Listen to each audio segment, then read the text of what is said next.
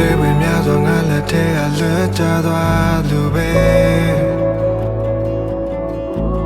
ဖတ်တွေ့ထားတဲ့အိမ်မများစွာဆုံးရှုံးခဲ့ရတယ်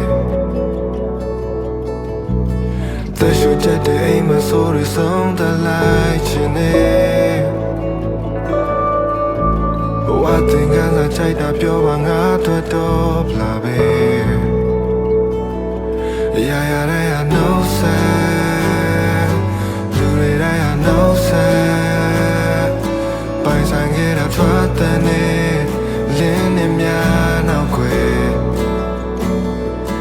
နာကျင်ခြင်းတွေပြောမထွက်နောင်နာများကပွေးပန်း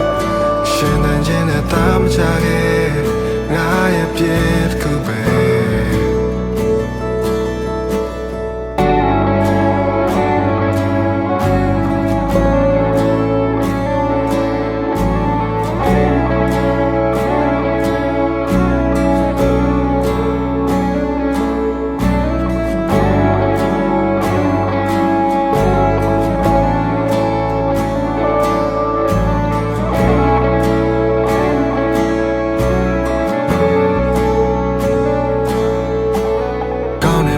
ဖြစ်တည်မှုအကြောချင်းက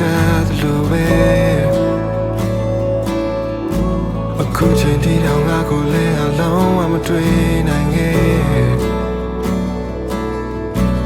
နတ်ပများစွာတက်ရှိမှုတည်ဆောင်ရအောင်မှာပဲဆုံးဖြတ်သွားမှဝိညာဉ်တစ်ခုသာတော့ခတ်တာပါမယ်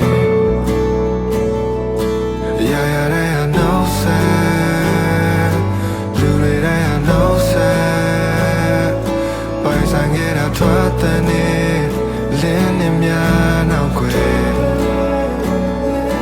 နာကျင်ခြင်းတွေပြောမထွက်နောင်နာများကပွေးပန်းရှင်သန်ခြင်းနဲ့တာမချခဲ့